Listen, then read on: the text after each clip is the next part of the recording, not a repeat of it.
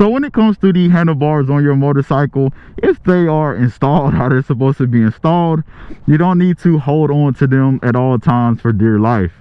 Holding on too tight is going to introduce a whole lot of fatigue to your hands, your wrists, your arms, and your whole upper body, okay? And that is going to negatively affect your ability to steer the bike how it's supposed to be steered.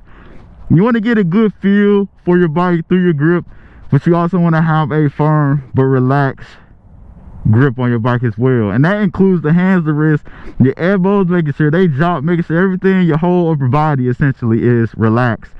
Because if you tense up like this, number one, you go feel everything from the road. I'm talking about the cracks, the vibration, the bumps. You go feel all of that when you tense up like that. It's gonna travel all the way up through and you go feel it.